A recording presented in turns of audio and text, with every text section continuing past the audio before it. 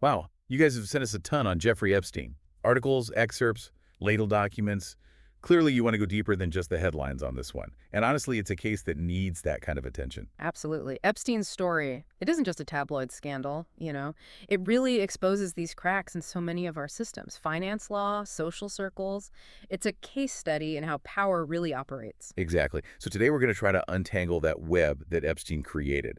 And not just focus on the events, but like who he was, what drove him as a person, and how he used those skills to build this network that protected him for so long. You know what's so fascinating to me? Is how his early life really foreshadows so much of what came later. No silver spoon, no like elite education, anything like that. But even as a kid, there are these hints of a mind that understood leverage. Okay, I'm intrigued. Give me an example. Well, there's this story about him as like a young teacher, already manipulating systems to his advantage. He wasn't actually qualified to teach, but he had this charisma and a knack for math, and he ends up teaching at Dalton, which is this prestigious prep school, even though he dropped out of college. Wait, he talked his way into teaching at Dalton. That takes some serious confidence. Mm-hmm. Or maybe delusion. Both, perhaps. Yeah. But it's more than just confidence. He used the system itself against itself. Like, he would befriend influential parents during parent-teacher conferences, and then he'd leverage those connections to land a job at Bear Stearns. It's almost like he saw the rules not as constraints, but as like a puzzle that could be solved to his advantage. It's unnerving, honestly. It's like imagine being a parent at that school, thinking you're just chatting with your kid's teacher, and this guy's already like 5 steps ahead of you. Great. And it speaks to this consistent pattern throughout his life, always looking for the angle, the weak point, the opportunity to exploit to get what he wants. But to be fair, ambition and drive aren't bad things. Plenty of successful people are pretty ruthless networkers. What sets Epstein apart then? I think it's the lack of any moral compass, the willingness to exploit people, particularly vulnerable young women, to fuel his climb to the top. Even in those early Wall Street days, there's stories about these shady dealings, cutting corners and a willingness to cross lines others wouldn't. Yeah, let's talk about that Wall Street period. The sources mention he made a fortune, but he never quite fit in with the old money crowd. Why was that? Yeah, it's complex. On the one hand, he clearly craved their validation. He wanted to be accepted in those elite circles. But at the same time, he seemed to disdain them a little. He saw their wealth as stagnant, their traditions as like limiting. He wanted to rewrite the rules, create his own power structure. So he had the money, but not the pedigree. Yeah. Was that what led him to Les Wexner then? I mean, Wexner was like the epitome of that old money world, and yet he gave Epstein an incredible amount of control. The Wexner relationship is definitely pivotal, but it's also one of the most puzzling aspects of this whole story. Why would a seasoned, successful businessman like Wexner put so much faith in someone like Epstein? Some sources suggest Wexner was lonely, isolated maybe, and saw in Epstein a younger, more dynamic version of himself, almost like a protege.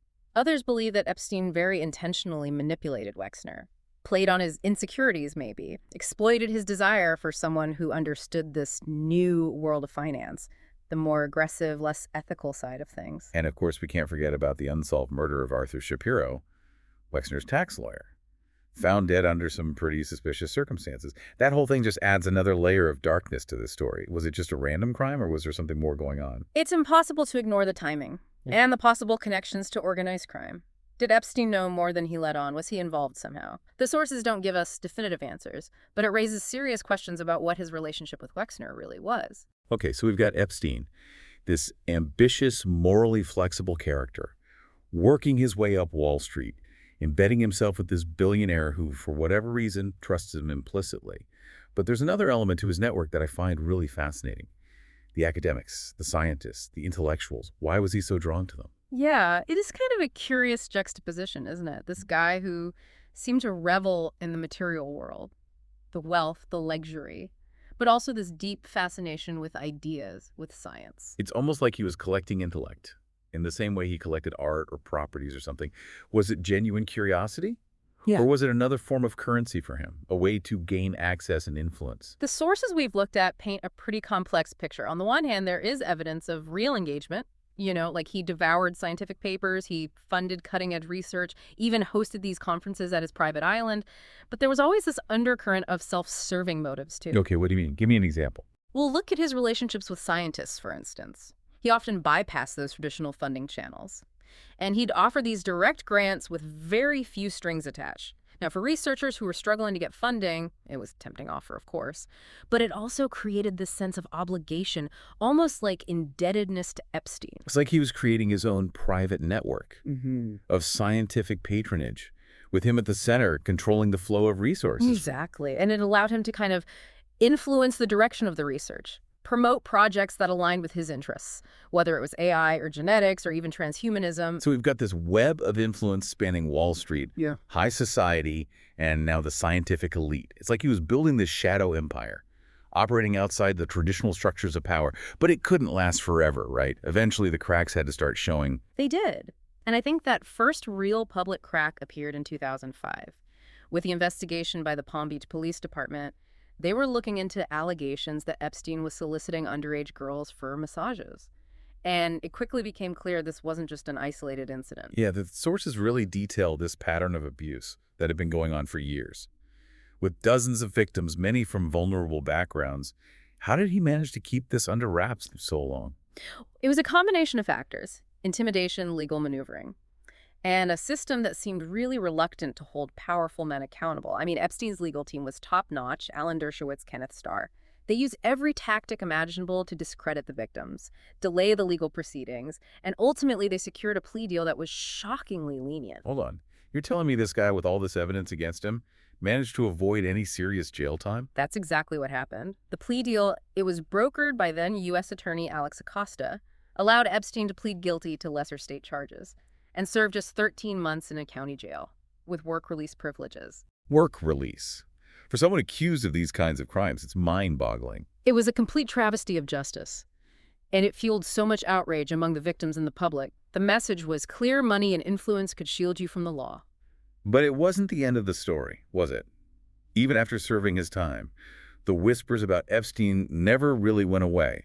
And then in 2019, it all came crashing down. Right. The Miami Herald published this incredible series of investigative articles exposing all the flaws in the 2005 plea deal and the full extent of Epstein's alleged crimes. Public pressure mounted, and federal prosecutors in New York finally took action, arresting Epstein on new charges of sex trafficking. This time it felt different, though. The whole world was watching. Social media really amplified the voices of his victims, and there was this sense that he wasn't going to be able to weasel his way out of it again. And yet, even in his final act, Epstein manages to create more questions than answers. While awaiting trial in a high-security prison, he dies, under very suspicious circumstances. Officially, his death was ruled a suicide. But the details are murky, to say the least. Malfunctioning cameras, guards asleep on duty. A whole history of powerful people who might have wanted him silenced. It's all incredibly suspicious. It really is the perfect example of how, even in death, Epstein managed to evade full accountability. Did he actually take his own life? Or was he helped along?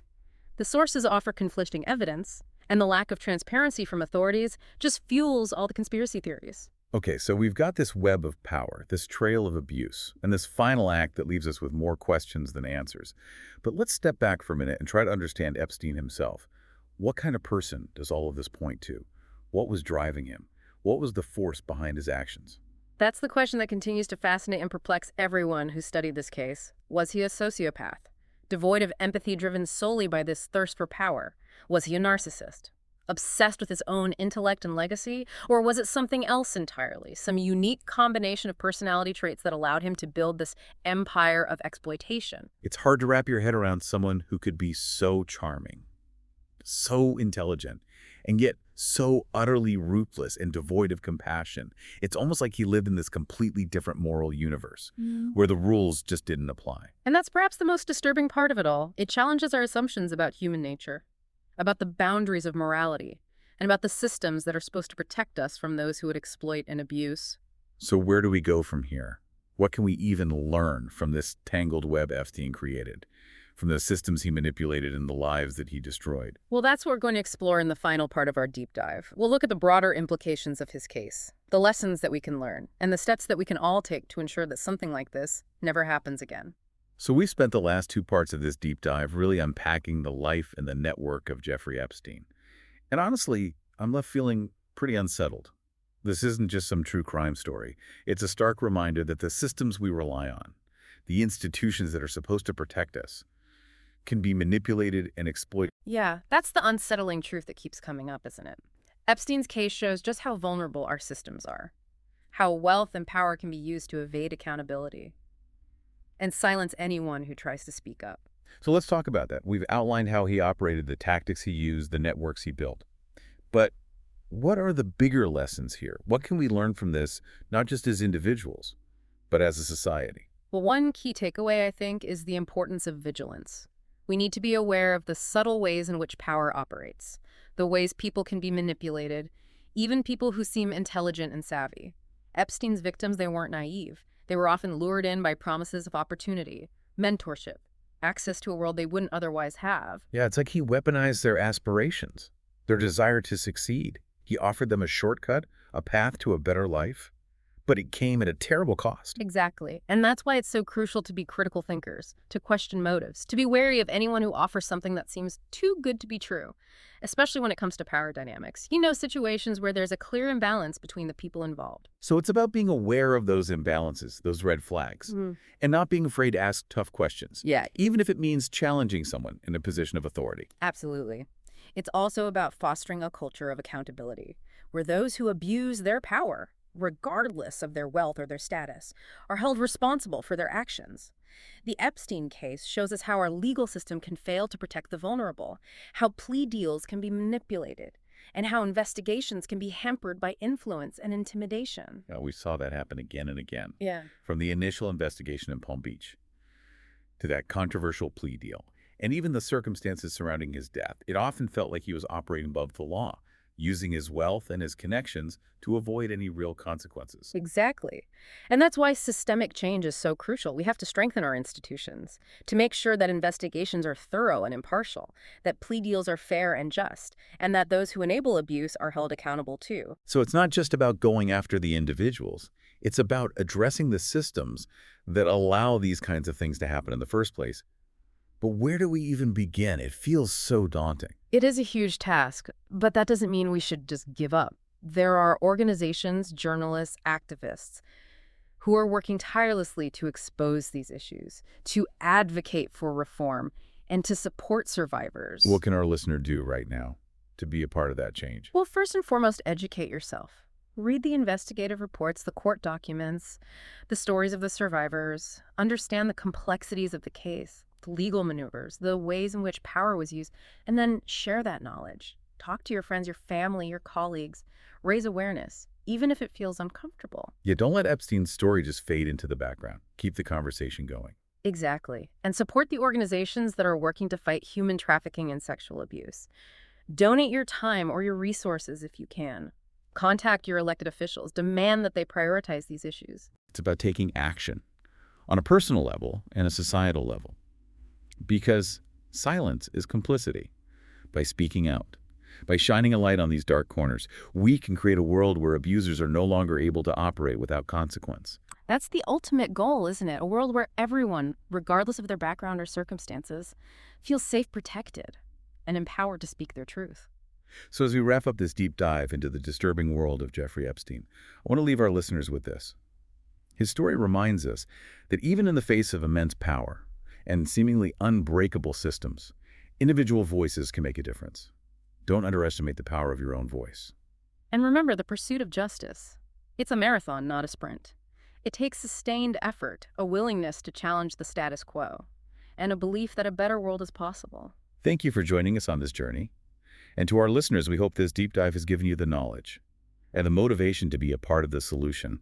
Because change doesn't happen overnight. It happens when individuals decide to stand up, speak out, and demand better,